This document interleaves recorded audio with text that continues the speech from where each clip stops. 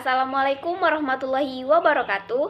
Saya Sela Sarmila dengan NIM 207190110, mahasiswi semester 5 kelas D Program Studi Tadris Biologi, Fakultas Tarbiyah dan Keguruan Universitas Islam Negeri Sultan Toha Saifuddin Jambi. Nah, pada video ini saya akan menjelaskan dasar, fungsi, tujuan pendidikan nasional, serta tugas, hak, dan kewajiban tenaga pendidik untuk memenuhi tugas ujian tengah semester pada mata kuliah profesi keguruan dengan dosen pengampu Ibu Devi Novalian SSI MPD. Untuk itu, mari kita simak videonya. Yang pertama ada dasar pendidikan nasional.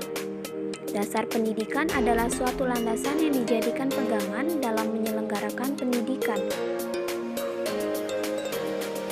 Pentingnya dasar pendidikan adalah fondasi atau landasan yang kokoh bagi setiap masyarakat untuk dapat melakukan perubahan sikap dan tata laku dengan cara berlatih dan belajar. Dan tidak terbatas pada lingkungan sekolah, jadi meskipun sudah selesai sekolah akan tetap belajar apa-apa yang tidak ditemui di sekolah.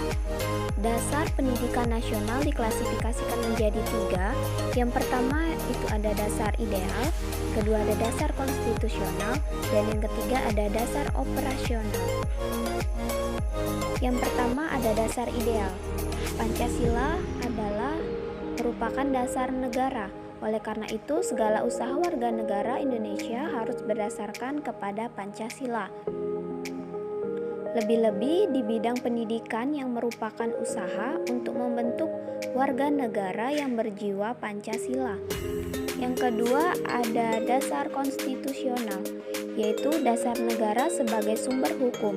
Oleh karena itu, Undang-Undang Dasar 1945 juga menjadi sumber hukum bagi segala aktivitas bagi warga negaranya, terutama di bidang pendidikan. Yang ketiga ada dasar operasional. Dasar operasional adalah TAP MPR tentang GBHN yang meliputi yang pertama, Undang-Undang tentang Pendidikan dan Pengajaran Nomor 4 Tahun 1950, Nomor 2 Tahun 1945 yang berbunyi pendidikan dan pengajaran berdasarkan atas asas-asas yang bermaksud dalam Pancasila, Undang-Undang Dasar RI, dan Kebudayaan Bangsa Indonesia. Yang kedua, Ketetapan MPRS nomor 27 atau MPRS 1966 bab 2 pasal 2 yang berbunyi dasar pendidikan adalah falsafah negara Pancasila. Dan yang ketiga dalam GBHN tahun 1973, GBHN 1978, GBHN 1983, dan GBHN 1988 bab 4 bagian pendidikan berbunyi pendidikan nasional berdasarkan Pancasila.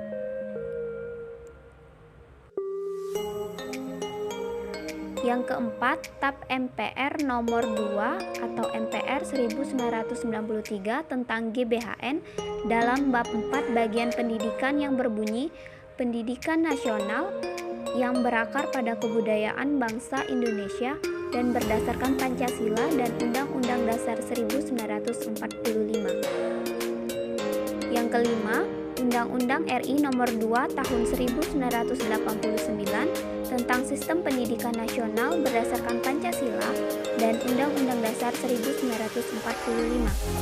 Dan yang keenam, Undang-Undang RI nomor 20 tahun 2003 tentang Sistem Pendidikan Nasional berdasarkan Pancasila dan Undang-Undang Dasar 1945. Selanjutnya ada fungsi pendidikan nasional. Fungsi pendidikan adalah menghilangkan segala sumber penderitaan rakyat dari kebodohan dan ketertinggalan, serta fungsi pendidikan Indonesia menyatakan bahwa pendidikan nasional berfungsi mengembangkan kemampuan dan membentuk watak serta peradaban bangsa yang bermartabat dalam rangka mencerdaskan kehidupan bangsa. Selanjutnya ada tujuan pendidikan nasional. Tujuan pendidikan nasional Indonesia sesuai dengan Undang-Undang Nomor 20 Tahun 2003, yaitu pendidikan diupayakan dengan berawal dari manusia apa adanya atau aktualisasi dengan mempertimbangkan berbagai kemungkinan yang apa adanya atau potensialitas dan diarahkan menuju terwujudnya manusia yang seharusnya atau manusia yang dicita-citakan atau idealitas. Dan selanjutnya ada tugas tenaga kependidikan. Undang-Undang Republik Indonesia Nomor 20 Tahun 2003 tentang Sistem Pendidikan Nasional Pasal 39 Ayat 1 dan 2 dinyatakan bahwa tenaga pendidikan bertugas melaksanakan administrasi, pengelolaan, pengembangan, pengawasan, dan pelayanan teknis untuk menunjang proses pendidikan pada satuan pendidikan. Dan yang terakhir ada hak dan kewajiban tenaga kependidikan. Yang pertama ada hak tenaga kependidikan. Hak yang melekat pada diri tenaga kependidikan sebagaimana dipaparkan dalam Undang-Undang Republik Indonesia Nomor 20 Tahun 2003 tentang Sistem Pendidikan Nasional. Yang terdiri dari: pertama, tenaga kependidikan berhak memperoleh penghasilan dan jaminan kesejahteraan sosial yang pantas dan memadai. Yang kedua, memperoleh penghasilan sesuai dengan tugas dan prestasi kerja. Yang ketiga, memperoleh pembinaan karir sesuai dengan tuntunan pengembangan kualitas. Yang keempat, memperoleh perlindungan hukum dalam melaksanakan tugas dan hak atas hasil kekayaan intelektual. Yang kelima, memperoleh kesempatan untuk menggunakan sarana prasarana dan fasilitas pendidikan untuk menunjang kelancaran pelaksanaan tugas. Dan selanjutnya ada kewajiban tenaga kependidikan. Kewajiban yang harus dilaksanakan oleh tenaga kependidikan adalah: pertama, menciptakan suasana pendidikan yang bermakna, menyenangkan, kreatif, dinamis, dan dialogis. Yang kedua, mempunyai komitmen secara profesional untuk meningkatkan mutu pendidikan. Yang ketiga, memberi teladan dan menjaga nama baik lembaga, profesi, dan kedudukan sesuai dengan kepercayaan yang diberikan kepadanya. Adapun hasil dari kesimpulannya yaitu dasar pendidikan yang dimaksud adalah dasar pelaksanaannya yang mempunyai peranan penting untuk dijadikan pegangan dalam melaksanakan pendidikan di sekolah-sekolah atau di lembaga-lembaga pendidikan lainnya. Pada dasarnya, semua hal yang menyangkut pendidikan nasional, baik itu dasar dan tujuan pendidikan nasional, semuanya terangkum dalam UU SPN Nomor 2 Tahun 1989 dan Undang-Undang Sisdiknas Nomor 20 Tahun 2003, serta tak lepas dari Undang-Undang Dasar 1945 dan Pancasila. Dan tujuan pendidikan di Indonesia sebagaimana terdapat dalam Undang-Undang Republik Indonesia Nomor 2 Tahun 1989 tentang Sistem Pendidikan Nasional.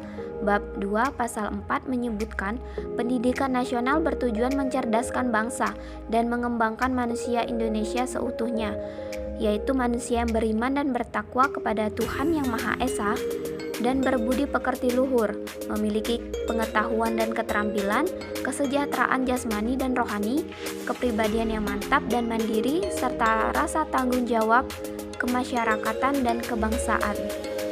Nah, selanjutnya dalam perspektif global atau universal, fungsi pendidikan adalah: yang pertama, pengembangan diri peserta didik; yang kedua, pengembangan keterampilan kerja; yang ketiga, pengembangan kewarganegaraan; yang keempat, transmisi dan transformasi budaya.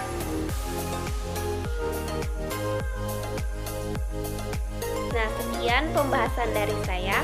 Semoga apa yang saya sampaikan bisa dipahami dan dapat bermanfaat bagi kita semua. Akhirul kalam, wabillahi taufiq wal hidayah. Wassalamualaikum warahmatullahi wabarakatuh.